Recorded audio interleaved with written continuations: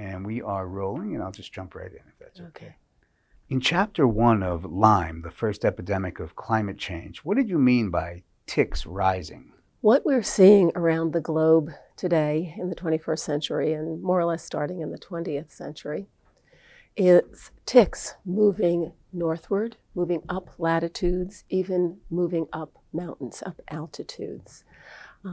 Conditions are much more favorable for the survival of ticks in many places. Ticks only can walk a foot or two in their entire lives. And they live about 2 years, which is pretty unusual in that scheme of things in terms of the world of arachnids or insects. But they basically are moving around the globe on the backs of migratory birds. So birds can carry ticks hundreds of miles from the tip of Argentina, basically, to the Yukon in the north of Canada. This is what we're seeing in North America.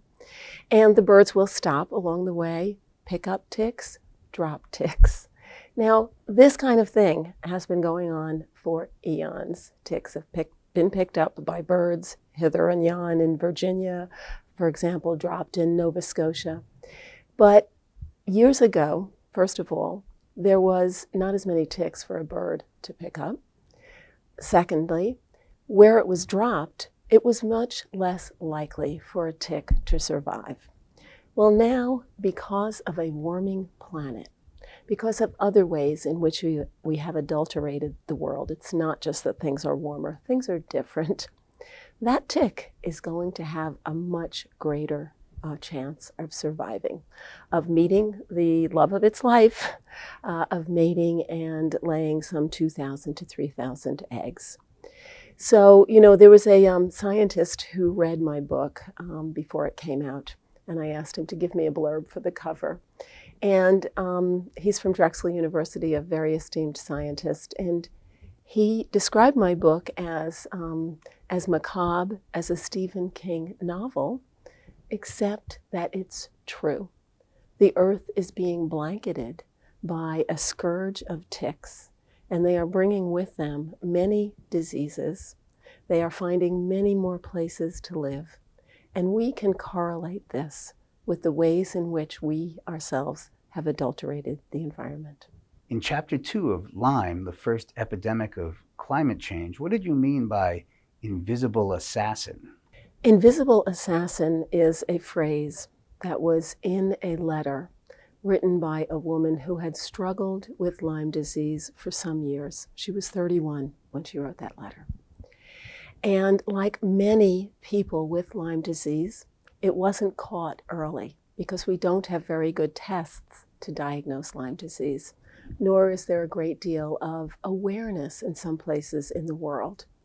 This woman by the name of Barbara Pronk lived in Holland in the Netherlands. She had a terrific career working at Shell Oil Company in The Hague. She was very accomplished. She was loved by her colleagues. She was incredibly efficient and knowledgeable about her job and was really well respected as a professional woman and loved as a person. And then she got sick. And her illness began to rob her of virtually everything in life that she could enjoy. Walking on the beach, the North Sea, which is where The Hague is located. Walking the fields of Holland. Holland has a beautiful array of fields and biking paths, which she also liked to do, all around the country. She found herself forgetting things. She found herself experiencing pain unlike anything she had ever experienced before.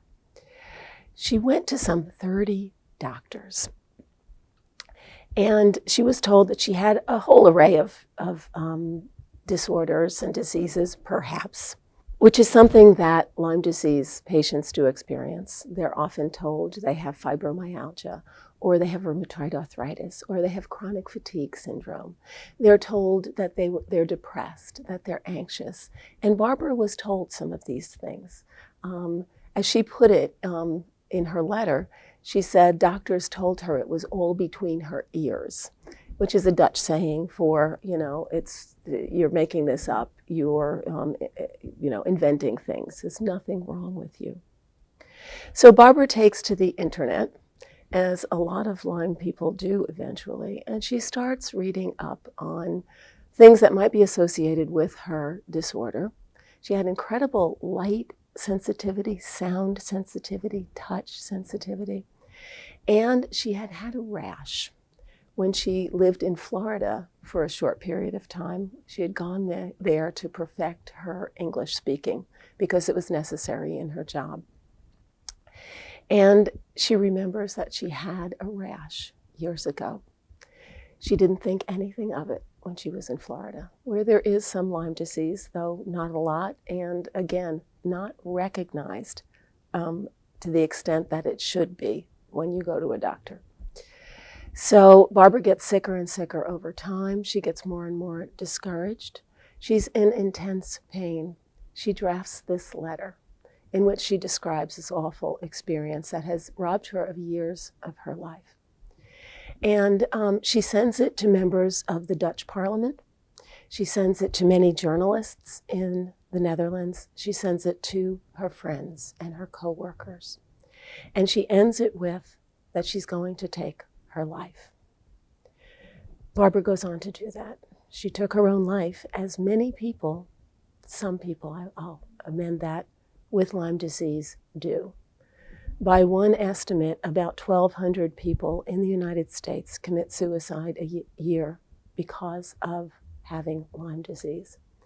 And it's not only because of the toll that Lyme disease takes on people, that it makes them forget things, that they have cognitive problems, that they have intense pain, they have problems with their eyes, with their heart. This pathogen can move widely throughout the body. But it's also because when you enter the doors of the medical system, having Lyme disease, you are often a pariah. You are told, as Barbara was, it's between your ears. And the reason is we don't have a good test for Lyme disease. We can't definitively say whether a person has active or past Lyme disease, whether they have it now, and whether that's the cause of what they're suffering from. So this inability to cope with her symptoms and being rejected by the medical community leads people and led Barbara Pronk to commit suicide. In Chapter 3 of Lyme, the first epidemic of climate change, what did you mean by an ancient bug revives? The pathogen that causes Lyme disease is called Borrelia burgdorferi. It is a corkscrew-shaped spirochete. It has amazing abilities to drill through tough joint cartilage in our bodies to, as I said, get into our organs, get into our brains. And while I say in my book that Lyme disease is the first epidemic of climate change didn't invent Lyme disease. It's been around in the environment for millions of years. And perhaps the first evidence that we have of it is in a piece of amber, which is basically fossilized resin from an ancient tree. And this resin caught in it a tick, a perfectly preserved 8-legged tick that looks a lot like the ticks we have today. And a very fortunate scientist from the University of Oregon brought this hunk of amber back to the United States, sliced it up, found this tick, and then put the tick under an electron microscope. Well, what did he see inside the belly of that tick but coiled bacteria that are considered to be the first evidence of Lyme disease? So this is 15 to 20 million years ago. These two organisms were coexisting. And that, by the way, gives them an incredibly great advantage over us. We are new on the menu to this organism. We don't have the adaptations that take eons to develop to fight it off. But ticks and Lyme disease have really learned to coexist very well. I say in my book that a tick that is infected is actually healthier than a tick that isn't infected with the Lyme disease pathogen. It can quest further for food. It can climb higher up a stalk of grass and wait there for an unwitting mammal to pass by and grab onto. It has more body fat. How you measure body fat in a tick is quite a feat, but it did that. It has more body fat. It also lives longer, and it's more able to reproduce. So great advantages to being infected as a tick with the Lyme disease pathogen, which tells us something. It's been around a long time. Probably the first evidence of infection by Lyme disease is in a 5,500-year-old corpse that was found in a melting glacier, another outgrowth of climate change, in the Italian Alps. This body was found about 20 years ago. We call this hunter-gatherer today Otzi, O-T-Z-I. And many, many studies have been done of Otzi to figure out how people lived 5,000 years ago. And among them was testing what was in his body tissue. Well, lo and behold, the DNA for Borrelia burgdorferi was found in Otzi. And oh, by the way, Otzi was carrying a satchel of a fungus, a mushroom, that is known to have antimicrobial properties. So our forebears way long ago were trying to figure out how to manage this infection. In Chapter 5 of your book, Lyme, the First Epidemic of Climate Change, what did you mean by little armored tanks? Little armored tanks is the name that a scientist has given to ticks. The scientist, Felicia Kiesing is her name. She works at Bard University, does terrific research, has studied ticks extensively and their amazing abilities to survive very, very cold, harsh environments, to basically hide under the leaf litter and just hang out there in sub-zero temperature for long periods of time. So she basically has read the research. She has come up with this name, little armored tanks. And if you ever pick up a tick, if you ever find one on your body, I hope you don't, and you try and squish it, it is very difficult to kill. It's not like a mosquito where you give it a little swat and it's gone. These things have plates on top and bottom of their bodies that basically makes them inure to any kind of pressure like that. Ticks are champion survivors. There have been studies done in which they found that a tick survived something on the order of 500 days without eating. Ticks have basically 3 life stages, the kinds of ticks that we're concerned with, mainly black-legged ticks, which cause Lyme disease. There's also the Lone Star tick, which gives us, if we're bitten and unlucky, things like Rocky Mountain spotted fever. But in one case, as I said, a tick was able to survive that long without eating. And it's probably not all that surprising because a tick only eats 3 times in its entire life. It lives maybe 2 years, and it takes a blood meal for each life stage as a larva after it hatches, along with its 200 or 2,000 or 3,000 brothers and sisters. As a nymph, it then molts into a nymph, the 2nd stage. It then molts into an adult, its 3rd stage. It takes 3 blood meals. And in its first blood meal, it may, and often does, pick up pathogens from the small mammals that it feeds upon. That's how ticks generally are infected. They generally aren't born infected with Lyme disease, though there is one kind of Borrelia called Borrelia miyamotoi that can be transovarially passed, in other words, from the mother to the egg. But a tick will feed on a small mammal, usually a mouse. It will become infected 90% of the time in many places where there are Lyme disease. It will fall off, it'll nice and engorged. It'll hide in that leaf litter for some period of time. It'll molt, and then it'll come out to be a nymph. The second stage of the life of a tick is most dangerous to human beings, because in that stage, this little armored tank also is quite invisible. We really can't see the nymph tick. It's about the size of a speck of pepper, maybe a poppy seed. It's something that's very easily missed on your body or on your clothing. And that's why it's so dangerous, because it'll climb up your sock, maybe under your trouser legs. I suggest putting your socks over your pants when you're walking out in a field. And it'll settle in, it'll find a nice moist spot, maybe the back of the knee, maybe the underarm, maybe the hairline, and it'll do its dirty work. And it'll fall off. And after staying on you maybe a couple of days and taking its blood meal, you may or may not get that Lyme disease rash. And if you do, and you're lucky enough to see it, you're among the fortunate population who get this disease, because you can be treated early. Many people, because the nymph tick is so very tiny, because it may leave a rash on you in a place where you don't see it, because it also sometimes doesn't leave a rash, these symptoms of Lyme disease are missed, and the infection progresses.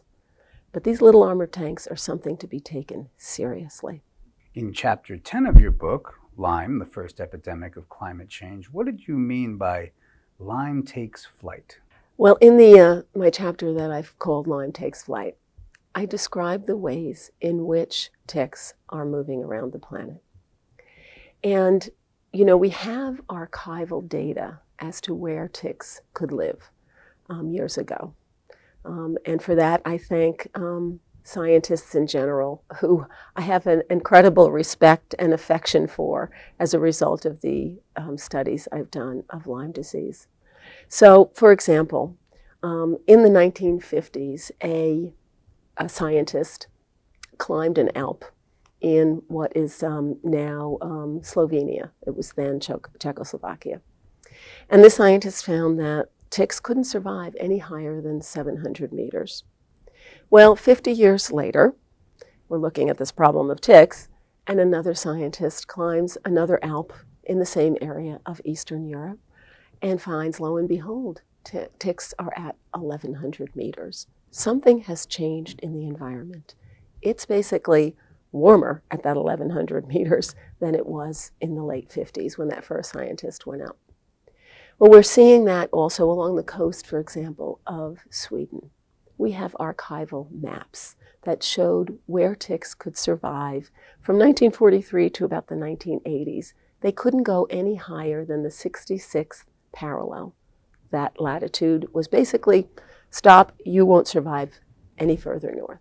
Well, now they're at the 69th parallel.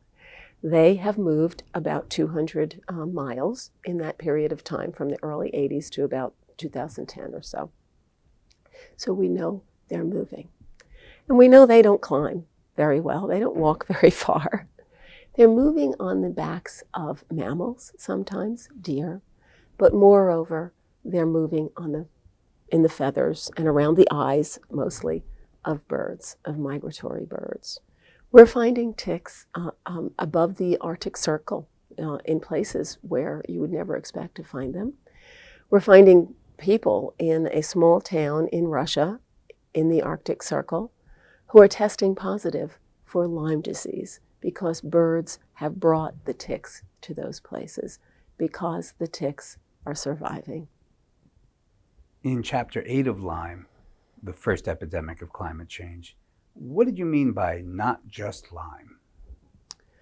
Yes, I often do concentrate on Lyme disease because it is the leading tick-borne illness that we're dealing with in America and in the world today. But there are other dangerous pathogens that are carried by ticks. Probably the second leading one that we should be concerned about, that are carried by the black-legged tick that gives us Lyme disease, is called babesiosis. That is the disease that the pathogen known as Babesia imparts. And if you get bitten by a tick that is carrying both of those pathogens, you will get much sicker than if you were infected by either one alone. We have scientific studies that show that the illness is much more difficult to overcome. The other thing is that you may be tested for Lyme disease because your doctor may be aware, may see your symptoms and say, you're sick and I want to check for tick-borne illness, but may not think to look for the other things that ticks carry. And when you're treated for Lyme disease, you're generally given a short course of antibiotics, which may not work. In 10 to 20% of early treated cases, people continue to be symptomatic. That aside, though, those antibiotics are not going to help for the babesiosis that you may be suffering, which can give you chills, intense fevers, relapsing kinds of fevers. And because of that, you need to be treated with an anti-malarial drug. Babesiosis is akin to malaria. Very different class of medications. Beyond this, ticks are giving people things like ehrlichiosis, a serious acute disease, Rocky Mountain spotted fever, a different tick, basically imparts that, the American dog tick, and there is some discussion that the Lone Star tick can also impart that. So there's just a gamut of pathogens that are floating around in the environment that, like Lyme disease, like Borrelia burgdorferi, have likely been around for eons, for a very long time. But we have just provided all of the elements that have made it possible for not only ticks to proliferate, to move, but also for the pathogens they carry. And some of the pathogens are quite deadly. There's something called Powassan virus, named for a 7-year-old boy in Powassan, Canada, who was infected years ago and who died as a result of the virus that he got from a tick. We're seeing more cases of Powassan virus. It is considered to be rare, but it has a high fatality rate, and we don't have any treatment for it. It's in 50% of the people who do survive, they are left with disabling neurologic damage. So there's just a menu, and it's growing, of organisms that ticks can give to us, and we need to pay attention to that. And I'm just going to add to that one reason why that's really very important to concentrate on. There are vaccines in development for Lyme disease. Right now, a group in France called Valneva is working on a vaccine to basically protect us against Lyme disease. If we're bitten by a tick, it will fight off the organism. That remains to be seen, how effective it will be and whether it will have side effects. But that said, we cannot be complacent thinking that we may get yet a vaccine for Lyme disease. We can't go walking out in fields and think, oh, we're protected against ticks, because ticks carry other things. And there have been suggestions made that babesia, what the cause of babesiosis, as I described, the malarial type of illness, may one day be as big as Lyme disease is today. So a Lyme vaccine is not going to solve our problem. Perhaps something like an anti-tick vaccine, something that when a tick bites us, it falls off and dies, or simply falls off at least, does hold some promise, and there is some research being done into that. In Chapter 4 of Lyme, the first epidemic of climate change, what did you mean by a disease minimized? Lyme disease has long been framed in two ways: that it's easy to diagnose and relatively easy to treat. And those two concepts are readily challenged. And yet, in medical school, when doctors are trained, they are basically given that message. Trust the test for Lyme disease and trust the short courses of antibiotics that we prescribe. First, the test. The test for Lyme disease is a two-part test. Our blood is drawn, and we look first for the antibody load that you're carrying. And if you have enough antibodies to indicate that you've been exposed to something, then you get to the second part of the test, in which they look for markers of specific antibodies that will be produced, may be produced, when you've been exposed to the Lyme disease bug. But the test falls down at many stages of the illness. In the first 4 weeks or so, 4 to 6 weeks, about 50% of people who have Lyme disease will be told that they're negative for Lyme disease. The test gets better as the disease progresses, but there's a basic flaw to that, in that you have to get sicker. You have to allow that Lyme disease spirochete to disseminate throughout your body in order to produce these antibodies that may or may not show that you have Lyme disease.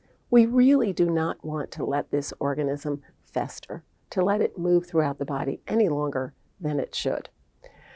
And there have been tests that show that studies that show that the test works better further on. There have also been studies of these studies, and that have shown, in one case, a group of European researchers looked at 78 studies for Lyme disease tests. And they found that in each and every one of them, there was what they call a high risk of bias. In other words, we really couldn't trust the tests. And that was their conclusion after looking at all these 78 studies. We cannot say if a doctor should use this and rely on it in clinical practice. Paraphrased, that's what they concluded. So the test doesn't work. We can't tell if people have Lyme disease. They get sicker and sicker. And, the test has been defended based on those studies I told you about that say it gets better overall, but also on the concept that, you have the rash. You'll get the rash, and then we can treat you for Lyme disease. And it's long been called the bullseye rash, which is the worst name ever for a rash, because in perhaps 9 or 10% of cases, it has that clear center with the red ring outside. The rest of the time, it might be mottled. It might have irregular edges. It might be solid red. You might have many Lyme such rashes. So it really can't be relied on, especially since we've called it the bullseye rash, to be diagnostic.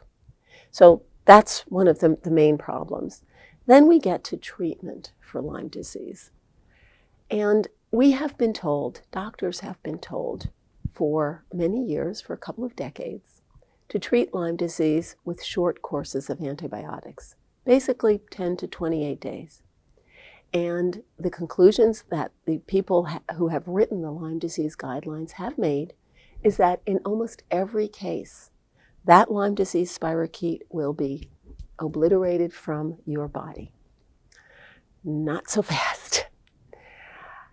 And yet, in 10 to 20% of cases, these same researchers who have advised doctors to do this, short courses only, and don't repeat them, acknowledge that 10 to 20% of people who are treated for Lyme disease will stay sick for some period of time afterward, months and sometimes years afterward. One study found 5% of people still symptomatic 15 years on average later. Okay, so that adds up to, if we're going to look at maybe 2017 statistics when there were some 400,000 Lyme disease cases, that's 40 to 80,000 people a year who have what we call, very nebulously and vaguely, post-treatment Lyme disease syndrome. Okay, you have something, We know you have something, and it might be quite uncomfortable. It might be even disabling. It's been compared to or likened to congestive heart failure in some cases. But it's not from Lyme disease, is what the mantra goes. You have something else. You've developed maybe some sort of autoimmune response to the remaining kind of detritus of the spirochete that was inside you. You have inflammation that was a result of your initial infection. But because we have insisted, because mainstream medicine has insisted that the infection has been killed in you, it more or less has washed its hands of dealing with these people who remain sick, this 10 to 20% of people. And what's happened with Lyme disease is Lyme disease has become a controversy, far more than an illness that people have. It's a controversy. It's a political issue. And the whole political controversy centers around whether you are still infected with that Lyme disease pathogen. One side says no. The other side says maybe. There's some good science to show that that's possible.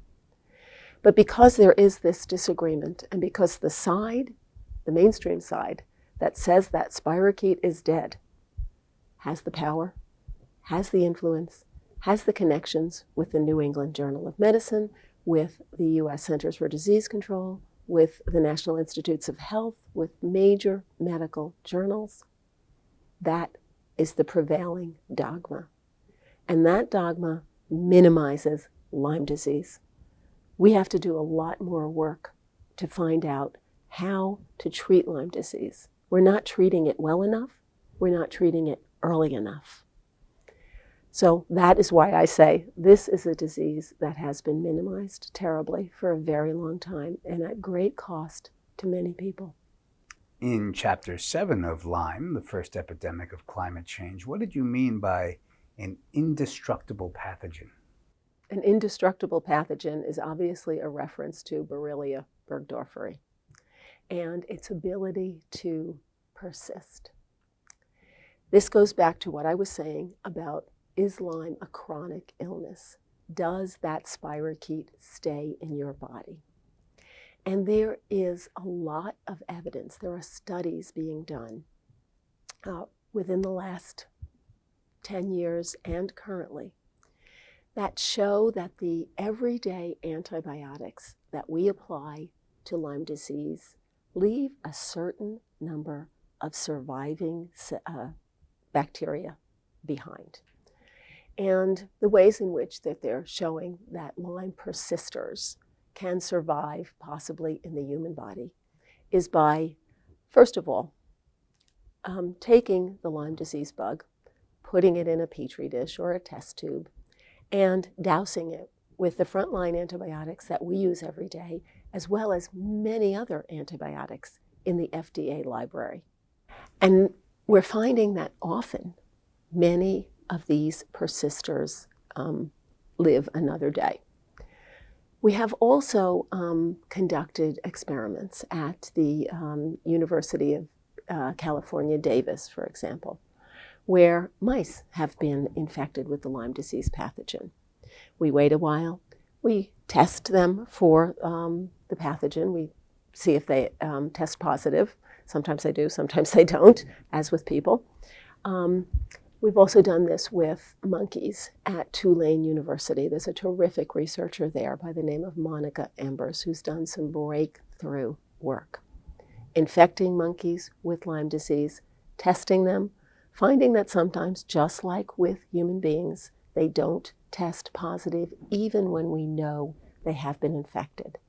Their immune systems simply are not producing the antibodies that this test would respond to. So it's kind of an explanation as to why some people might not test positive.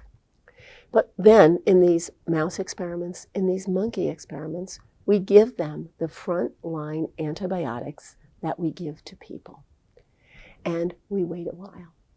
With the mice, they're euthanized, their tissues are studied, and we see that the Lyme disease spirochete is alive and well in these animals. So we find it both in monkeys, we find it in mice, and monkeys, by the way, are the closest model to human beings that there is. This is a standard way of proving a concept. And so, when I say indestructible pathogen, we're talking about the Lyme disease spirochete. We have to come up with better weapons against Borrelia burgdorferi than we have now, because a round of doxycycline or amoxicillin simply isn't cutting it for a lot of people. And these experiments on monkeys, on mice in test tubes are explaining why. The Lyme disease pathogen has incredible abilities. And it goes back, I suppose, to the fact that they have been around in circulation for maybe 15 to 20 million years ago, that we know. But when we're infected with Lyme disease, for example, with that spirochete, our immune system recognizes it, sees something, and says, okay, I have to start attacking this. And it does so. We do have some natural ability to fight it off. But then what the spirochete does is, I'm going to change the way I look. I'm going to drop some of these, what we call outer surface proteins, that our immune system is responding to. And, our immune system is caught off guard. We don't have the ability to recognize it anymore. So it does things like that. It moves into our lymph nodes. And we have found in, again, animal studies, that it can disable our germinal centers, which are key things in our lymph nodes, which help us fight off infections. Other things it does, when it's under assault, when it's under environmental stress, namely antibiotics are trying to kill it, our immune system is trying to kill it.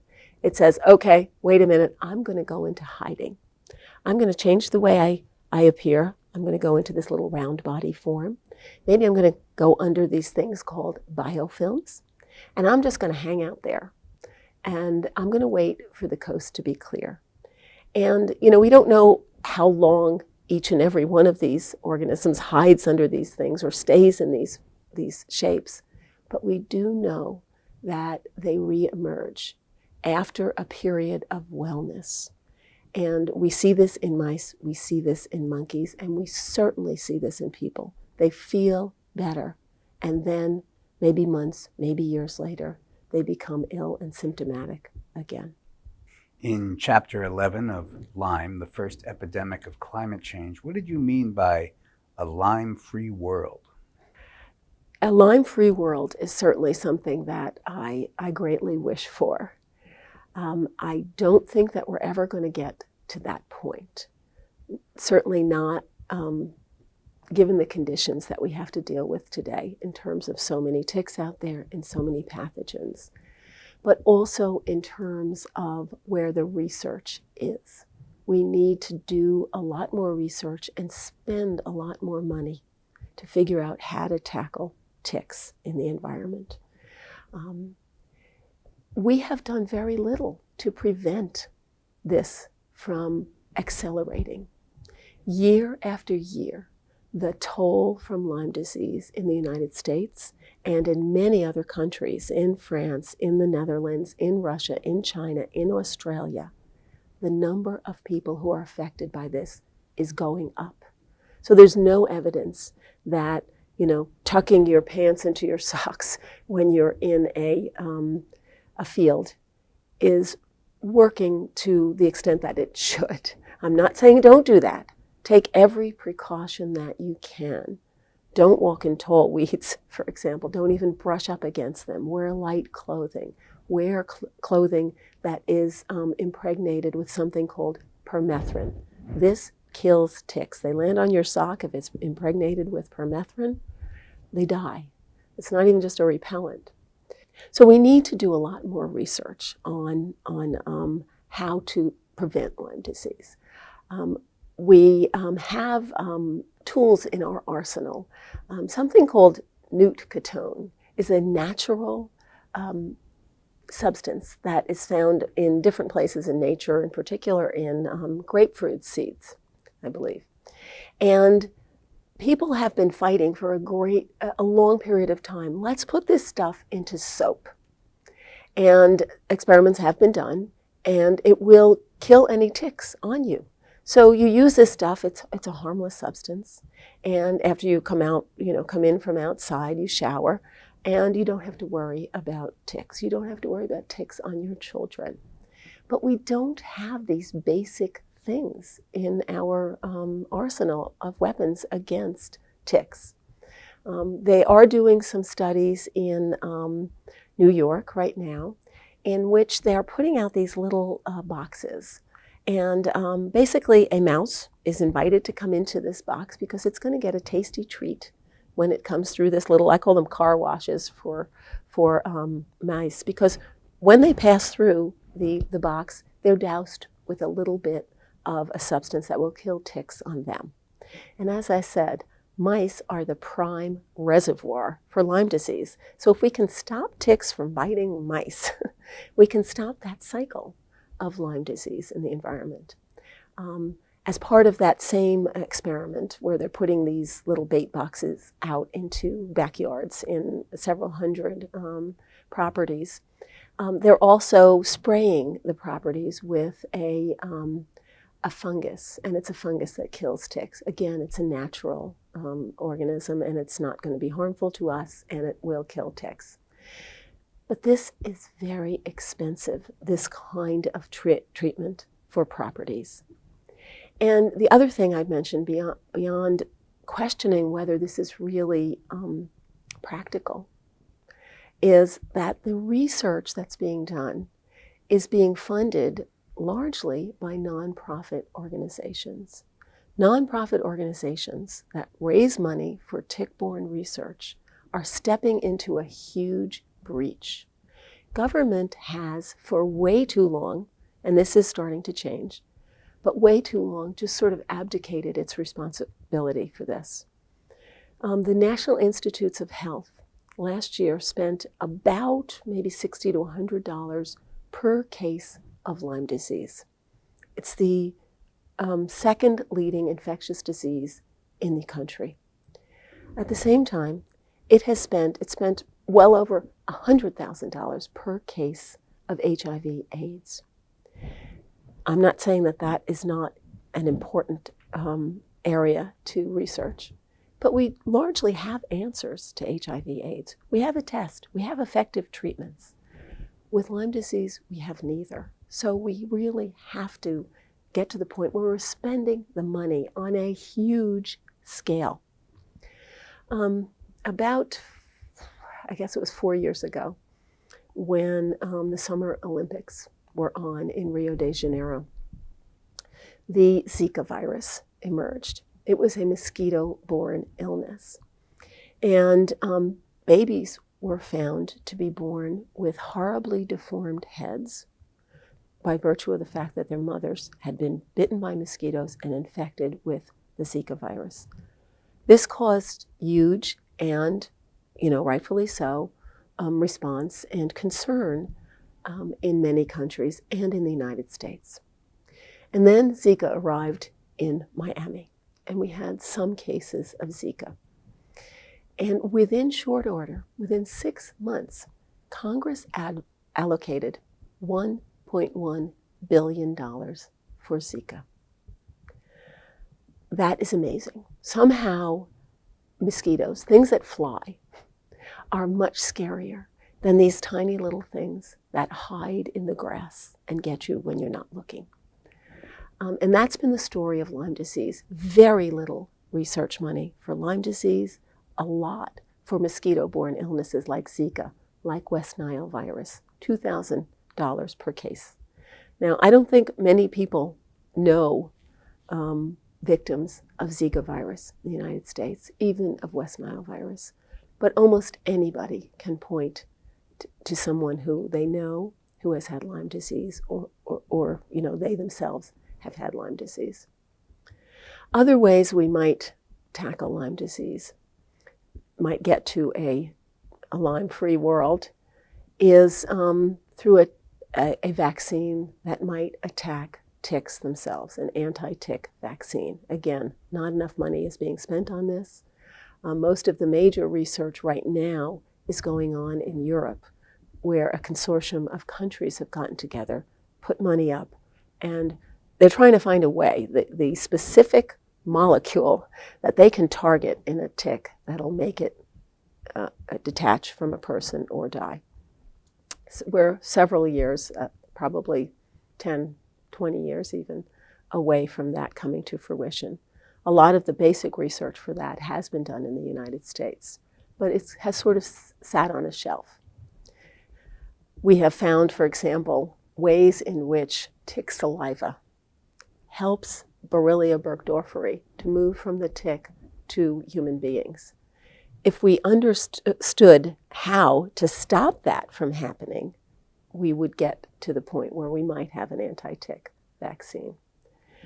Another way that we are working currently to try and solve the problem of ticks in the environment is a program that's come out of Massachusetts Institute of Technology. A guy by the name of Kevin Esvelt is trying to genetically engineer mice so as to make them innately immune to Lyme disease. In other words, they would be essentially genetically vaccinated against Lyme disease, and so would their offspring. So we would break the cycle there. And those experiments are starting in islands off the shore of Massachusetts, where we can control things better. And, in case anything goes wrong, life will find a way. We don't really know what happens when you start genetically engineering animals. So there are many questions about this. I myself have reservations about it and don't know, again, how practical it is when you get to the mainland, where there are billions and billions of mice. So a Lyme-free world is very far on the horizon, but the short answer to what do I mean by that is we have to start working more assiduously and put up more money to get to that point. Explain the role of the CDC, the Centers for Disease Control, with respect to Lyme disease. How are they doing? Well, I deal with people in the Centers for Disease Control a lot, certainly in the course of writing my book. They are the place where doctors and patients go to their website to find out about Lyme disease. How many cases are there in my state? What's the trend? What should I look for? What are the symptoms? But for a very long time, the CDC has really mirrored what the mainstream medical wisdom is, what I call dogma is, about Lyme disease. They really haven't stepped back and questioned it to say, does this recipe for diagnosing and treating Lyme disease really work? This is what I did when I began my book. I kind of tested all of those truisms about Lyme disease, mostly because I was talking to patients. I was talking to doctors who treat them. I was talking to Lyme advocates. I was doing a lot of reading. And the story that they were telling me about Lyme disease was not the story I was finding on the website of the Centers for Disease Control. It wasn't the story I was finding really even in the mainstream media. I found myself sort of on the fringes of journalism as an investigative reporter investigating Lyme disease. And long and short, when I tested these truisms, when I looked at the research about the test, when I looked at the treatments and did they work, I found that there was a wealth of science, not just patients saying I'm still sick, not their doctors who are saying we need to pay attention to this, not the Lyme advocates. It was in the scientific literature. There was a whole body of literature to challenge how we were diagnosing and treating Lyme disease. So I would say that the CDC needs to do things differently. It needs to question that dogma. And, you know, it doesn't exist as a federal bureaucracy in a vacuum. It takes its cues. It takes its cues from medicine, but it also takes its cues from the National Institutes of Health, which gives out the money for Lyme research. They share a lot of the blame for the situation that we're in right now. As part of my research, when I was testing those truisms, I came across about 3,000 pages of emails between people within the CDC and outside of the CDC who had written into them. And one of them stood out to me. And this trove of emails, by the way, was given to me by a terrific writer on Lyme disease named Chris Newby, who's just written a book called Bitten, on her theories on the origins of this epidemic. And she fought for 5 years to get this material, by the way. CDC did not want to give it up. So anyway, she gives me these documents, and there's one email, and it's a person from the National Institutes of Health writing to someone in the CDC, and he's about to retire. And he says to his esteemed colleague, well, I'm going to miss all of you folks, the scientists, but I'm not going to miss the Lyme loonies. So here was somebody in government speaking freely to a colleague in the CDC, free enough to say, these people are crazy. They don't know anything. They're outside the fringes of believability. And this person, by the way, was the one who reviewed grants for Lyme disease research. So we've been stuck in a place for a very long time on Lyme disease, and that's part of the reason why. We have pigeonholed people as making up their symptoms, as believing that they're still sick when they're not, when they might have something, like depression, like anxiety, and so forth. In Chapter 6 of Lyme, the first epidemic of climate change, what did you mean by faulty tests?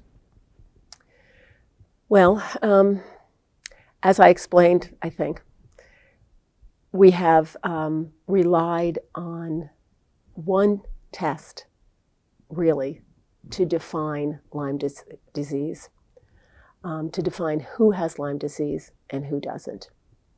And while I've gone over how the test works, I can add some things to that.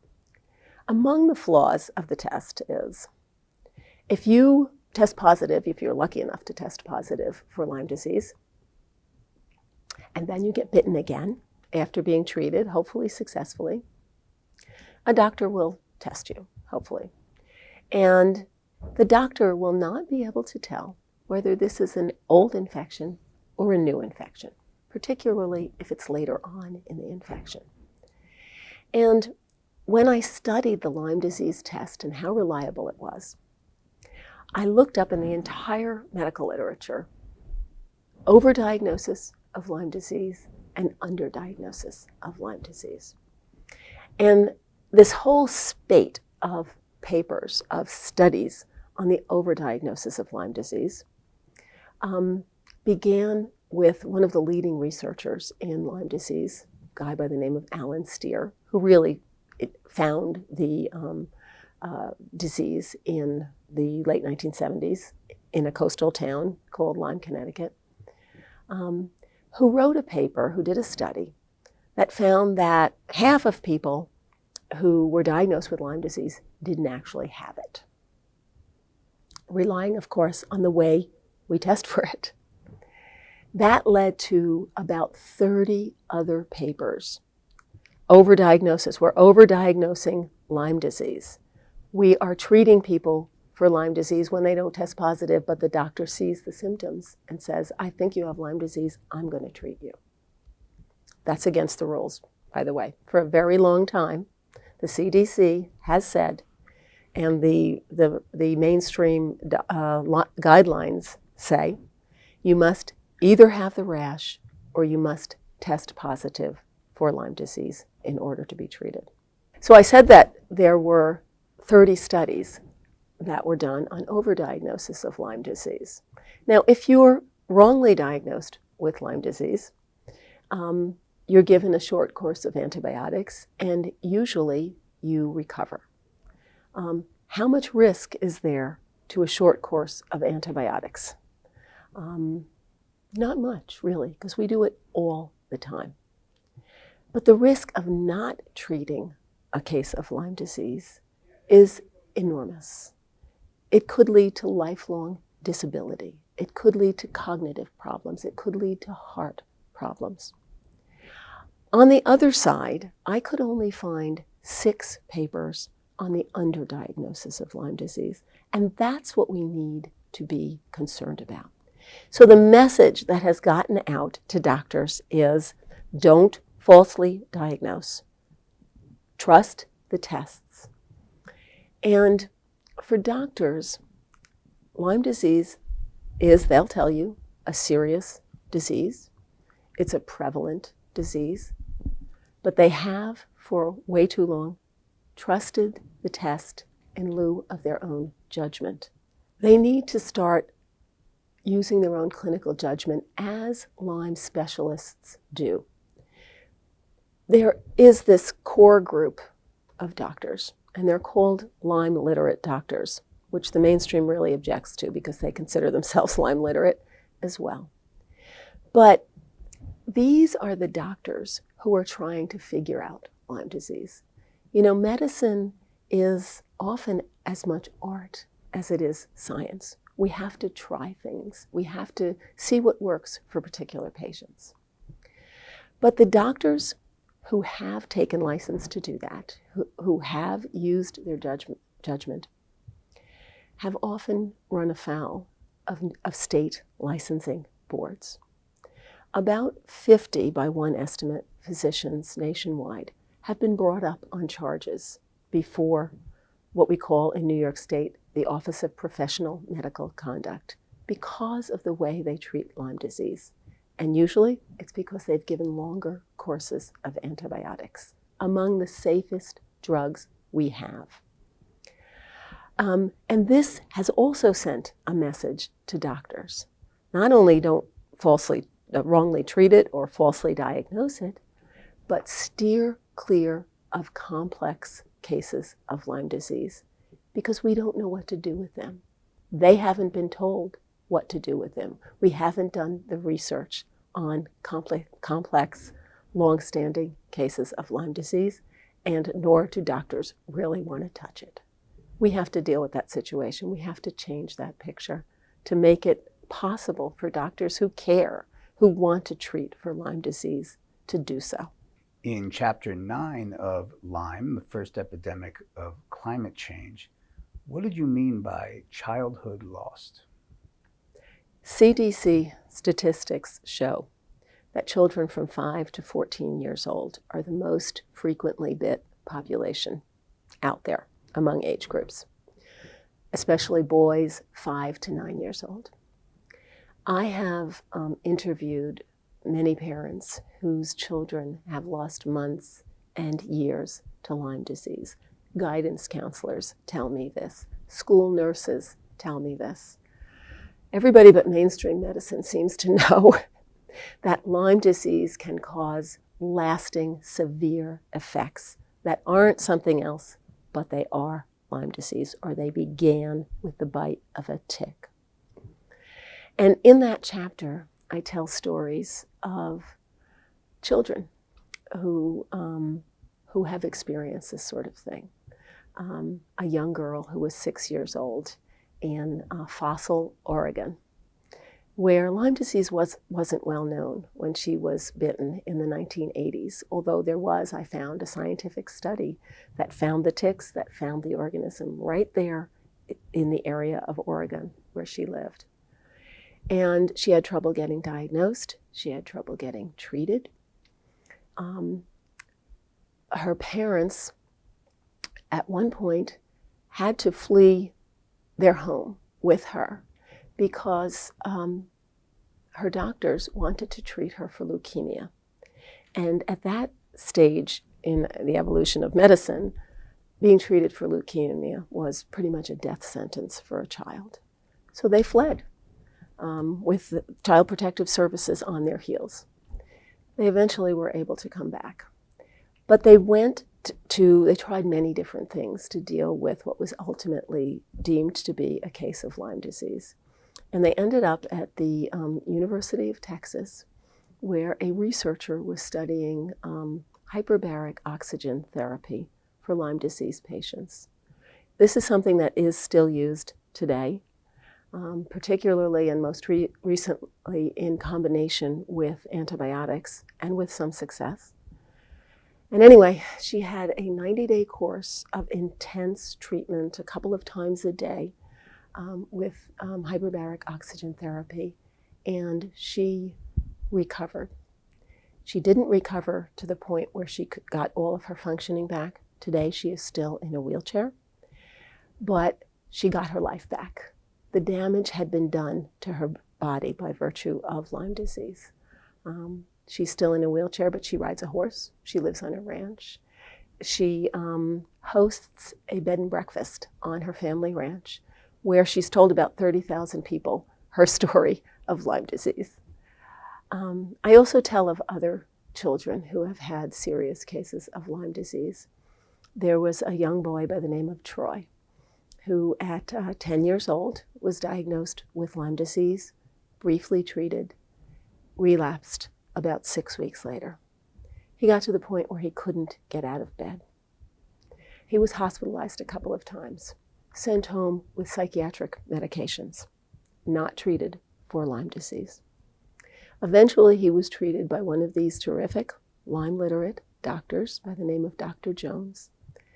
And after spending about 2 years in bed, Troy is upright again. He is back in school. He is functioning. He is more or less healthy. He has some residual impacts from Lyme disease. It can be a terribly disabling disease for children, and it can be an interruption of major consequence to childhood. What are the best ways, or how do we avoid getting Lyme disease? Well, Lyme disease has changed our relationship with nature. I live on a field in New York State, right on the edge of a field. And it's an old cornfield, and we bought 2 acres of it, and we put a little house up. And our neighbor bought the other 7 acres. And we actually mow a path around that field so that people can enjoy the field without getting bitten by ticks. Because if you venture into that tall grass, you're going to pick up ticks in certain seasons of the year, seasons which, by the way, are growing longer and longer. And when I moved to the Hudson Valley of New York 35 years ago, I looked at that field with a different eye. It was a beautiful place. It grew corn in the winter, in the summertime, and in the spring. And we would, go through the rows of corn and sometimes pick them. That was cow corn, didn't taste very good. But it was a beautiful place to see those transitions year after year. In the winter, we did, and I still do, cross-country ski there. In the fall, I would watch the tree line turn colors. Now I look at that field and I see danger. I see something I have to warn my grandchildren about. I see a place that can impart diseases that we never had 3 decades ago. So how do we protect ourselves against that very thing? And we need to do that, whether we're walking through a field or gardening in our backyard, or walking our dog, by the way, because dogs will pick them up, the edges of a roadside where you bring your dog to do his business. Be vigilant. Wear clothing that is impregnated with permethrin. You can buy permethrin on Amazon or in a hardware store. And you basically spray it on your, soak your socks and your trousers and maybe a hat even or your shirt. And it will last through several washings, 6 to 12 if you do it yourself. If you buy the clothing that is impregnated with permethrin, as by the way, military fatigues are and have been for a couple of decades, it costs a lot more, but it lasts a lot longer. Something like 70 washings it will last for.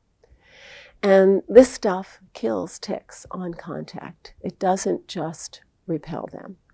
There was one study, and you don't have to do your entire wardrobe, that showed that people who had sprayed their sneakers, their boots, and their socks alone and tucked their pants into their socks were something like 75 times less likely to be bitten by a tick. So that's a good thing to do.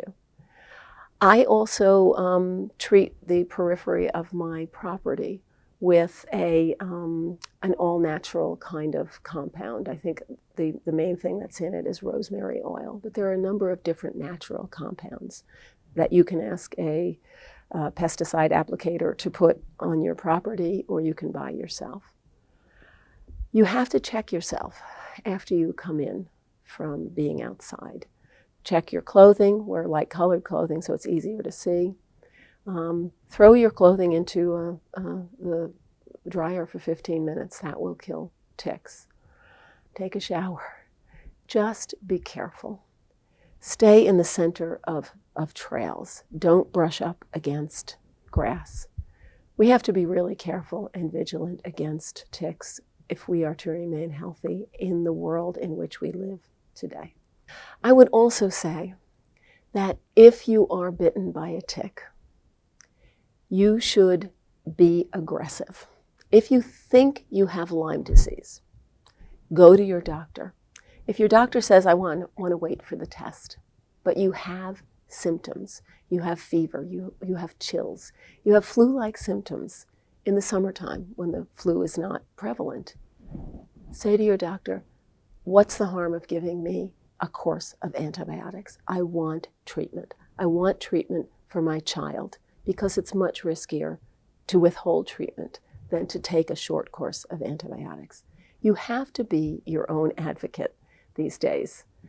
So, I would say if you're bitten by a tick, make that effort, go to the doctor. Now, there's one thing, though, that I have to caution against. And doctors will often give a single dose of doxycycline as a prophylactic against Lyme disease if you're bitten by a tick. And that's based on one study and one study alone. There are other studies that were done on animals that show it has very little effect. And in fact, it can have a harmful effect because early on in the disease, you're given 2 pills, in a single dose of doxycycline. And as a result, your immune system is suppressed from building those antibodies. You don't develop those antibodies to Lyme disease as you might otherwise. So there's a downside. We don't know how well this works as a prophylactic, and there's great reason to suggest that it's not very effective. And secondly, it may suppress your ultimate ability to test positive for Lyme disease, should you get it. Guy McPherson says humans have less than 10 years left on the planet. Do you agree? I have no time schedule in mind for how long we can survive what we've done to the planet. I really don't know. But I know we have made major changes to the environment. And these changes have abetted the spread of ticks and of the diseases they carry.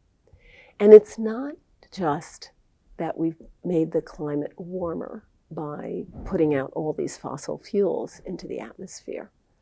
We have changed the environment that all of us, many of us, live in. We've sliced and diced our forests. We have supported certain animals that carry diseases, and eliminated others that might keep those small animals in check. For example, we have way too many mice and chipmunks. Those are the things that help foster Lyme disease. And we don't have many foxes anymore that might keep them under control.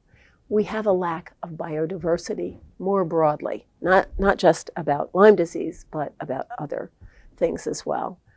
So, we've made this environment where we live in these idyllic suburban enclaves, where we love being close to nature, where we love walking trails and seeing deer, seeing other mammals. But it is fundamentally an unhealthy place. It is not a real natural place. And, those changes in the environment, coupled with the warming of the climate, are, coming back to bite us, kind of literally in the case of Lyme disease. I can't predict where this is going, but it's not a good trend. To that end, how is climate change fueling the Lyme epidemic, and will it get worse as climate change gets worse?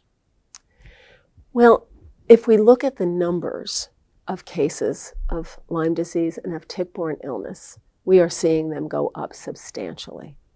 And it's certainly getting far worse in new territory that ticks are moving into, like Canada. Canada is a new frontier for ticks as the climate warms.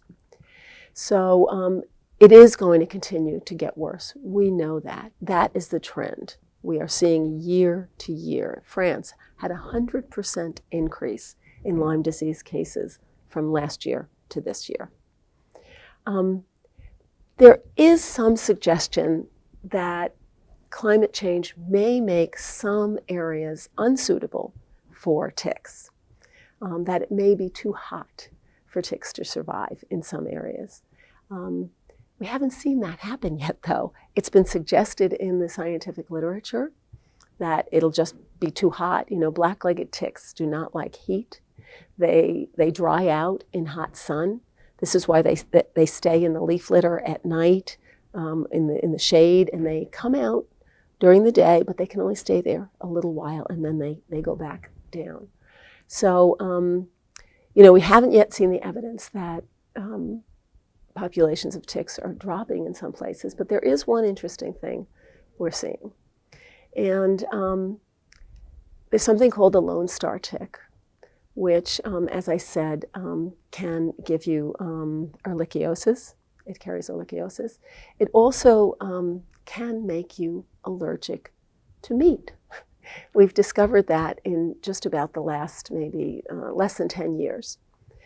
And just as an aside, to really point up the global nature of this, there was an allergist, an allergy doctor in Australia around, within the last 10 years, and a group of doctors in Virginia. And they both noticed similar things. The allergist in Australia noticed that her patients were presenting with this vicious allergy to meat several weeks after being bitten by a tick. The group in Virginia identified the molecule that was causing this allergy, but didn't make the connection to ticks. So they figured out what was causing the allergy. She figured out that it was ticks. Half a world away, happening at the same time. But what's happening now with the Lone Star tick, it loves hot, steamy weather. And it's been ensconced in the American South for a long time. Not in the numbers that it is today, but for a long time. Well, it is moving north. It is also moving west. So it's covering maybe, a half to a third of the country right now. And it's moved into Long Island, where we happen to be right now. And about 500 cases of this meat allergy, by the way, have been handled by one doctor alone at the eastern end of Long Island.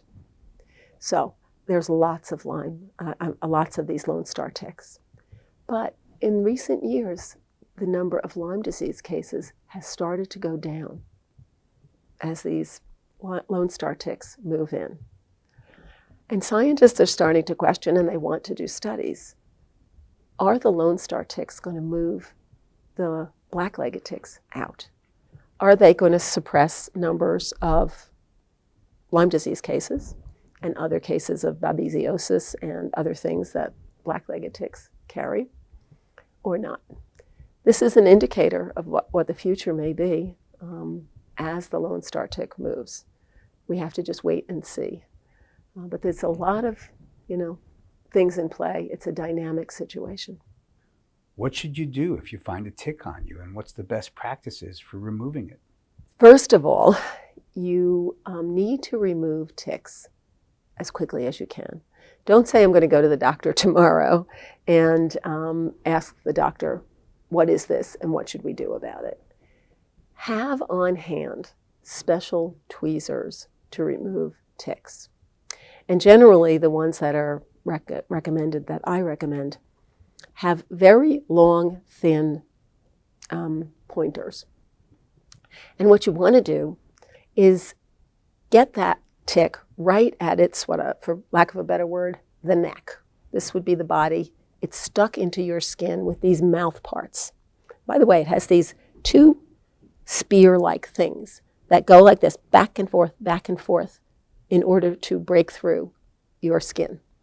And you don't feel it because of the magic of tick saliva. It actually numbs you. It's like an anesthetic. Tick saliva is a real thing. There's actually a paper in the scientific literature called Spectacular Saliva in reference to tick saliva. But it also puts out something like a cement kind of thing that holds the tick firmly in place long enough for it to get its blood meal. And it basically enlarges several hundred times its size during this period. So anyway, you want to get the tick as close to your skin as possible because you don't want to squeeze what might be in the contents of the tick back into you. And basically gently pull up and away. And that's it. Save the tick to show to your doctor. And don't let your doctor say, as many doctors have, I've been told, oh, that's not a deer tick. No Lyme disease, and throws it away. There are many places where you can send that tick to be tested. They're all online. One is at the University of Rhode Island. One is at University of Massachusetts at Amherst. But anyway, carefully remove it. Then you want to go to the doctor if it's engorged. If it's not engorged, if it's only been there a short period of time, you might get different advice from different people. Suffice to say that the risk is lowest the quickest you find it. But when the tick starts to fill up with blood, that means it has had time to embed itself in you, to pass the Borrelia burgdorferi spirochete from its gut and into your bloodstream. And the longer it's there, the worse it is. Could you sum up everything we've talked about today in 15 seconds? We have underestimated Lyme disease. We have underestimated the power of ticks. We have not done the hard work to bring this epidemic under control. People need to know that. They need to take precautions. They need to demand action on ticks and on the diseases they are giving us. What's the one thing I need to do today? Remind yourself that ticks are out there. When you go outside, when you step foot outside your door, if you live in a Lyme endemic area, and those areas are poorly defined in some places, if you're in New York, certainly, if you're in the Northeast, if you're in the Midwest, you need to be aware. You need to educate yourself. You need to know that there is a risk in nature that wasn't there before. Why was it important for you to come here to the Real Truth About Health conference and speak? I'm an investigative reporter. When I began my research on Lyme disease, I began it as the ultimate outsider. I did not have Lyme disease. I did not have chronic Lyme disease. I didn't have anybody in my family who had it. I had a long history of looking into complex social problems. This was really the first medical problem that I looked into. But I had a good reputation as someone who can marshal the facts, who can look at the gamut of information, who was open to being convinced of, somebody's point of view, if it was grounded and if it was supported by data. I had a voice as an investigative reporter. I wrote for a long time, for example, on prisons and the brutal ways in which inmates were housed. The fact that many people with mental illness were in prison wrongly and put under harsh, very harsh confinement called solitary confinement, where many of them self-harmed or even committed suicide. So I had the ability to take complex subjects, to kind of figure them out, and to have a voice, to come to conclusions about them. So that's what I did with Lyme disease. And I think that gives me a certain credibility, having done the hard work, having done it as a journalist, and a journalist with credibility, and having drawn conclusions, having found that we have made mistakes on Lyme disease and on tick control, that we need to do things differently. And I came to this conference because people need to know that. They need information. Information is power. For people who want to learn more about your work, where should they go? I have a website called thefirstepidemic.com. You can find lots of information about my book there, about ticks. You can read articles that I've written for Scientific American, for example, for other outlets. There's also a page that I've dedicated to a lawsuit that is pending in federal court in Texarkana, Texas. And it's been filed by about 28 Lyme disease sufferers, people who have really had very serious cases of Lyme disease, and so a couple of whom have died. And it's against 8 insurance companies, now 7, one has settled.